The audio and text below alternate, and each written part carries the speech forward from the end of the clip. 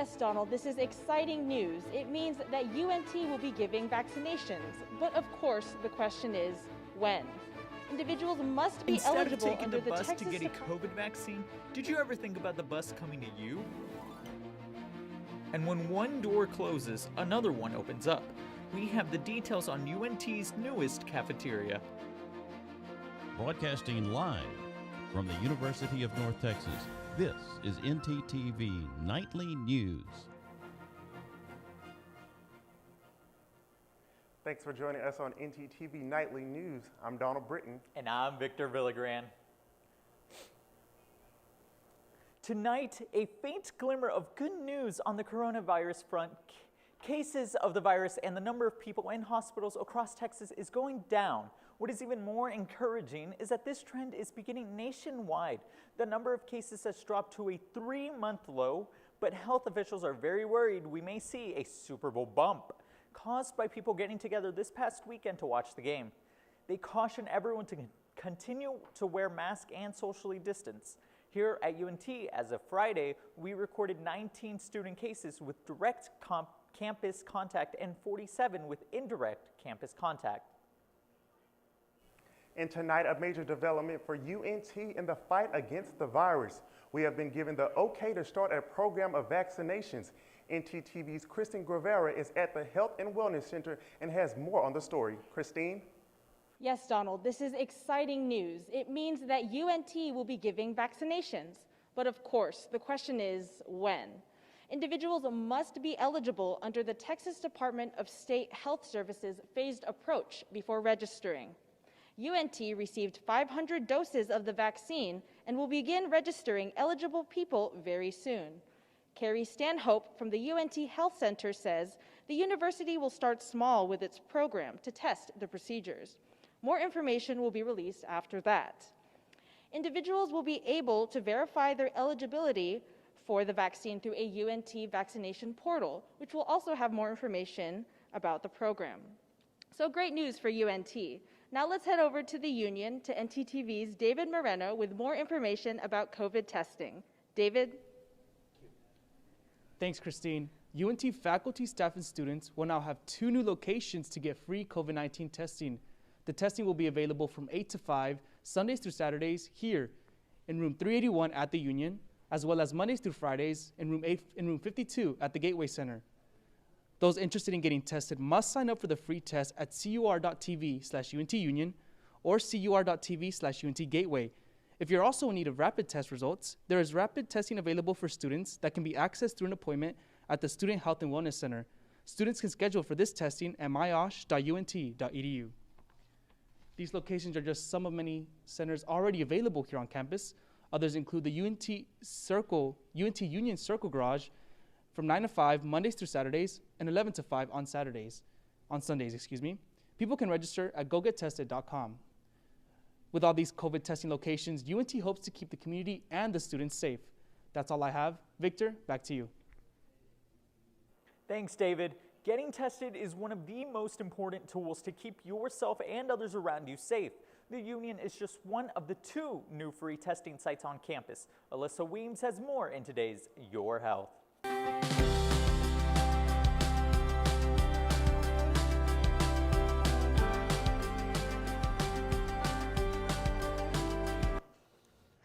Thanks, Victor. To help with testing, UNT has opened 2 more on-campus options for students and staff. Take a look.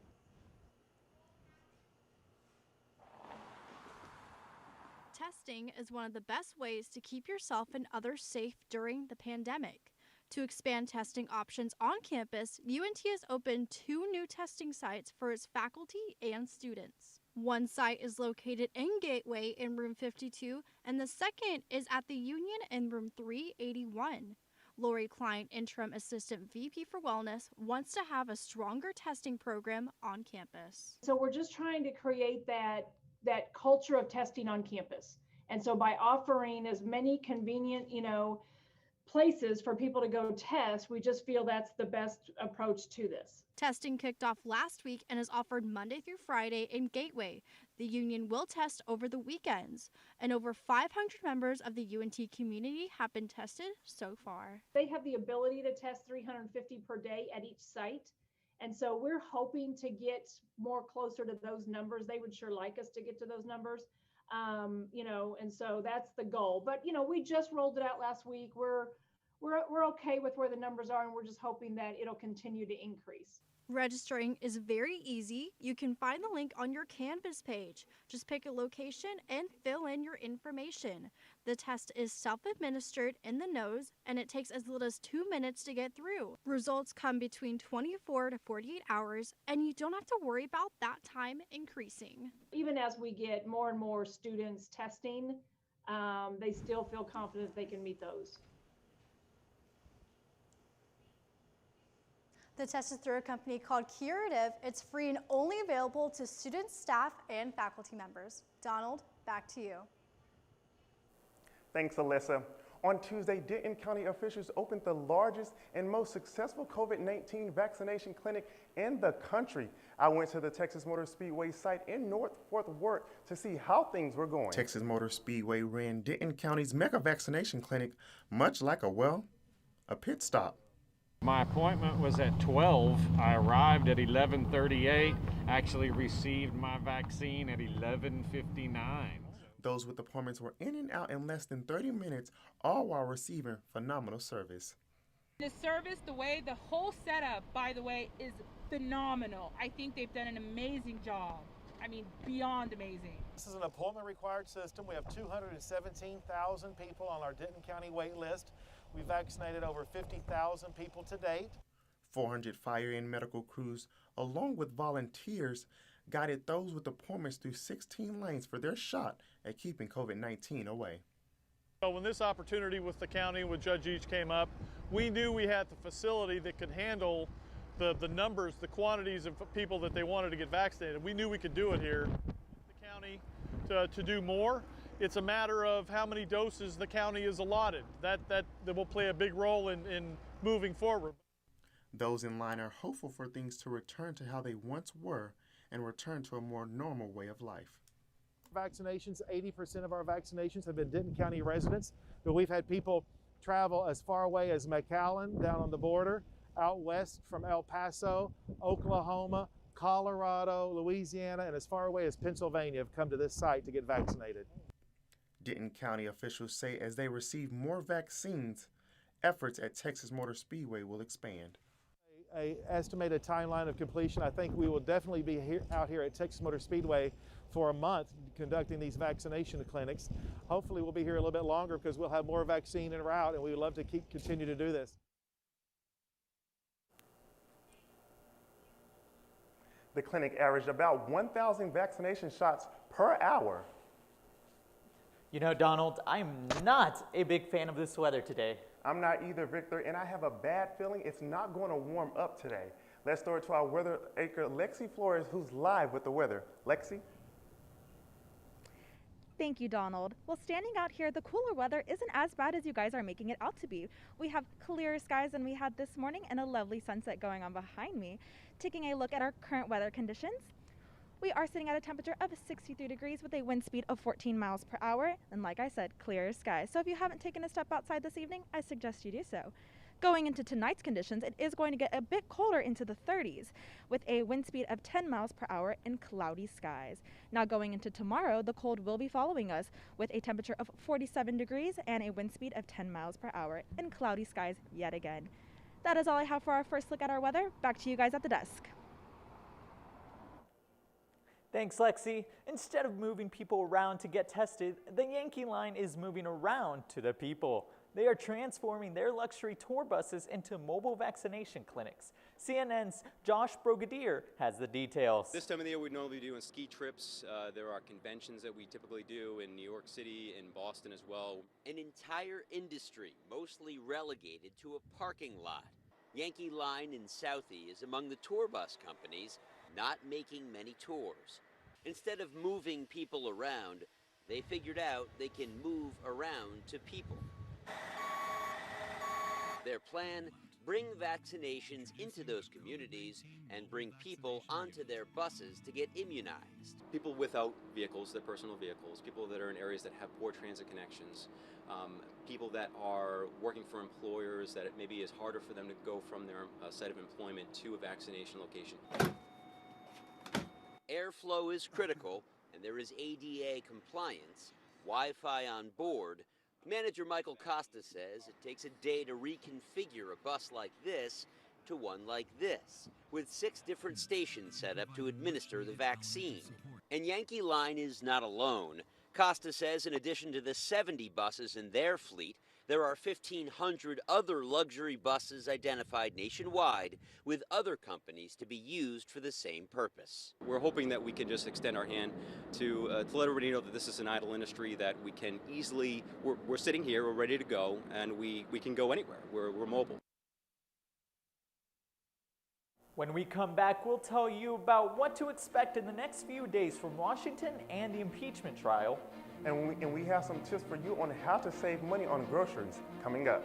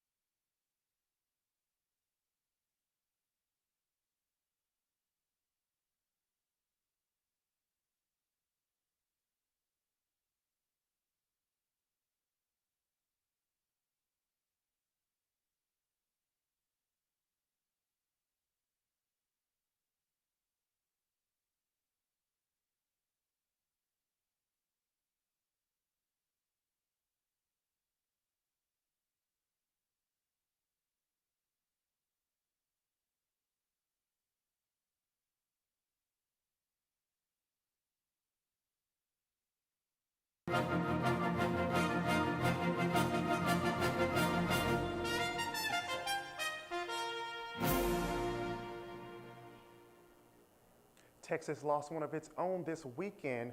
Congressman Ron Wright died after fighting both lung cancer and COVID-19. The 67-year-old congressman tested positive for COVID on January 21st and said at the time he was experiencing mild symptoms, but the situation quickly worsened. Wright represented the 8th district, which includes Arlington, and had been in Washington since 2018. Certainly, the death of Representative Wright from COVID will weigh heavily on the minds of the U.S. Congress. This week, they will be dealing with the COVID relief package as well as a number of other major issues. Karen Kafer has more from Washington. Donald Trump's defense team will accuse House Democrats of engaging in political theater and will also argue that the proceedings against Trump are unconstitutional because he is no longer in the White House. That is according to a new 75-page brief that was filed by the defense team earlier this morning, the day before the Senate begins an unprecedented second impeachment trial against former President Trump. With the country facing multiple crises, the U.S. Senate is eager to get down to business on the new Biden administration's agenda. We have no time to sit back and wait. Complicating things, unfinished business from the prior administration. The second impeachment trial of former President Donald Trump is set to begin on Tuesday over a charge of incitement of insurrection stemming from the January 6th storming of the Capitol. Democrats say Trump must be held responsible. No one's above the law, including the President of the United States. But most Republicans are unlikely to join in a conviction. We've never impeached a president once they're out of office. I think this is a very bad idea. There are still questions over the inclusion of witnesses and length of the trial, but both parties agree they want it over quickly. We're going to do our constitutional responsibility and hold a trial. Get this done quickly. And swift cabinet confirmations with several key roles still waiting to be approved. We will likely hold hearings in committees next week to move other nominees forward. It's now up to the Senate to deliver. We'll do all of that work next week while we are also moving forward with impeachment. And Senate Majority Leader Chuck Schumer said that he, the House Democratic impeachment managers, Minority Leader Mitch McConnell, and the Trump defense team are all coming down to a final agreement on just how the trial will be conducted, the rules around the trial. He hopes to have more details on that later this afternoon. That will include just how much time each side will have to make their case. In Washington, I'm Karen Kafa. Well, since it's going to be cold outside, I think I'm going to bring out my fancy scarves. And I'll pull out those gloves and my fuzzy socks. Let's throw it to Lexi Flores to see how this upcoming week is looking.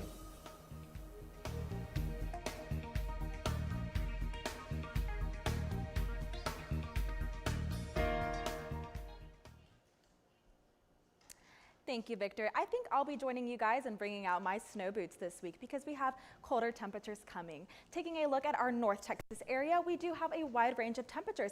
Out in Graham, we have in the 40s, and then closer to us, we are staying in the 60s. And going into our state look, we have a wide range of temperatures. Out up north by the Panhandle, we have temperatures reaching the 40s, whereas in El Paso and Houston get to sit in a comfortable 70s. Now looking at our 7-day forecast, we are going to be expecting a cold front this week. It is going to come in 2 waves. The first night is going to begin on Wednesday evening. It's going to bring in 50% chance of rain Wednesday night, so bring your rain boots. And that is going to bring cold temperatures that are going to stick with us throughout the week, leading into possible chance of snow this weekend. That is all I have for our weather. Back to you guys at the desk. Thanks, Lexi. This week we got the pleasure of sitting down with the president of UNT's Black Student Union, Dylan Smith, to discuss what his favorite upcoming Black History Month event is. We have one that's called UNT Unlock Black. And one reason I like this favorite event is because basically what we do is we call upon former UNT alumni, these Black alumni who've gone on to do wonderful things in our community in different areas like Houston, other areas in the country, and even in Texas. We call them all back and we host a dinner where they get to mingle and mix with our other Black student leaders. COVID-19, his team is working diligently to schedule events. This is the university's first Black History Month during a pandemic, so the president has high hopes that there will be a great turnout for the events. When we come back, we'll tell you about the newest place you can grab some great food on campus. And the future of fighting COVID has arrived, and if it looks like Star Wars, don't be surprised. We have the story.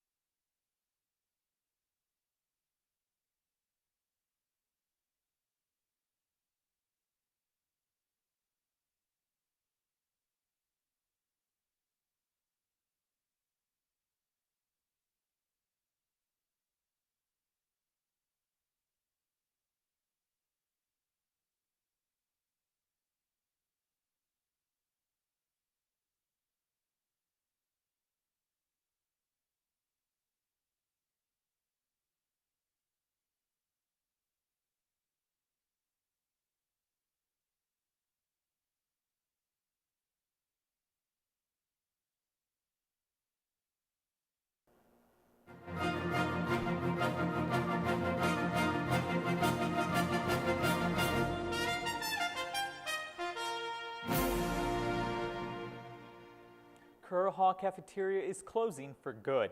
Those of you who enjoy dining at Kerr Hall might be saddened by the news, but do not fret. A new dining hall has just opened right across the street. Eagle Landing is the new location all students can relax and enjoy great food.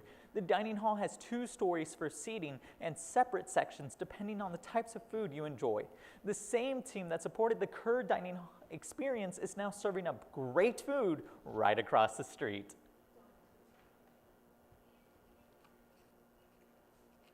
While Tom Brady took his new team to the promised land, his former team, the New England Patriots, found a way to make it back to the Super Bowl. However, this time they brought some special guests with them. Jennifer Egan has more.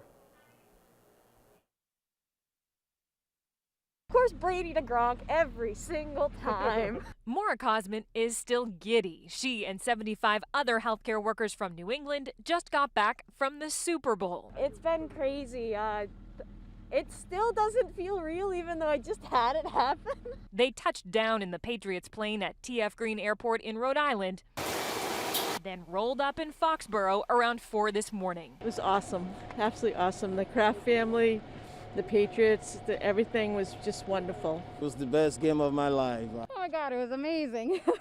7,500 vaccinated healthcare workers from across the country got a ticket to the Super Bowl. For those from New England, all expenses were paid for by Bob Kraft and the Patriots. I don't think that there's any bigger way that he could have thanked us. I mean, it's just, it makes it all worth it. Yesterday morning, there were pictures on the field at Gillette, a special send-off at Logan. I'm gonna spin this around so you can see where we're sitting. Then seats at the big game. You just kind of automatically feel connected to people, and of course everyone has a different experience through COVID, but in some ways there's a shared experience. At least for one day, for these doctors, nurses, and technicians, that shared experience was one of pure joy. It was such a good game, and of course it's just kind of the cherry on the top for Tom and Gronk to win again. I'm from Boston, so it's awesome to see them, born and raised. Earlier this morning, any one of those healthcare workers who wanted to could check into a free room at the Renaissance Hotel and take a nap. Some decided to go back home because they said they had to go back to work. In Foxborough, Jennifer Egan, WCVB News Center 5. It was truly amazing to see doctors and nurses enjoy themselves. Oh, absolutely. I'm so glad that they had so much fun at such an amazing game. Speaking of the Super Bowl, let's head over to sports with Jocelyn Lassiter. That's right, Victor. Coming up, Tom Brady does it again. Also, is Luka giving Steph a run for his money in threes and UNT men's basketball victory this past weekend? Stay tuned.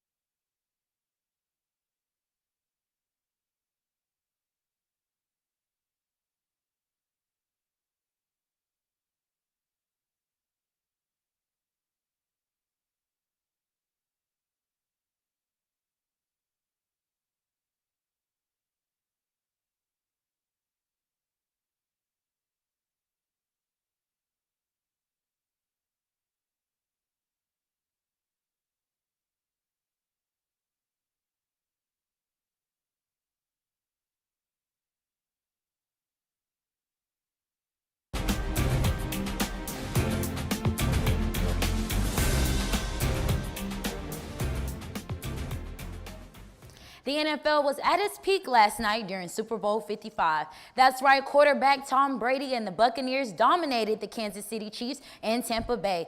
In Brady's nearly flawless performance, he completed 21 of 29 passes for 201 yards and 3 touchdowns. Brady took home his record 5th Super Bowl MVP along with his 7th championship.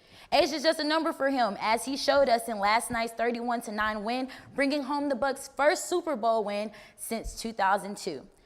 The Dallas Mavericks took on the Golden State Warriors this past Saturday in a Western Conference game showdown. Dallas guard Luka went toe-to-toe with Golden State's very own Steph Curry in threes. These two managed to have one of the great duels in recent NBA history. Curry finished with 57 points, but it was Luka's career high of 42 that put the W in the Mavs column 134-132. You can catch the Dallas Mavericks tonight against the Minnesota Timberwolves at 7:30 p.m. UNT men's basketball beat Louisiana Tech on Saturday 57-55. Lead player James Reese had an outstanding game with 12 points, 5 rebounds, 2 steals, and 2 assists. However, defense won this game for the Mean Green, relying on their bench players who scored 23 out of the 57 points, made this game an impactful one. One of those players was freshman Reuben Jones, making a game-changing play with 35 seconds left that led the Mean Green to victory. If you want to catch these guys in more action, they take on Southern Mississippi on Saturday, February 12th. That's all I have for sports. Back to you guys at the desk. Thanks, Jocelyn. A new technology has been created to help fight coronavirus. The lost cousin of R2-D2, R2-Key2, beams out high-intensity ultraviolet UVC wavelength light that kills bacteria in the air. The light is meant to remove 99.9% of harmful airborne and surface pathogens, and that includes the coronavirus. Now, you won't be seeing this little guy at DFW or Love just yet. For now, his home is in the Key West, Florida airport. But who knows? He may show up at a terminal near you. Well, Victor, I know where we should vacation after COVID. Where should we go, Donald? Key West, Florida, because they have robots. Not just any robot, a COVID cleaning machine. That's right. Thanks for joining us on ntTV Nightly News. Join us again tomorrow night at 6 here on North Texas Television.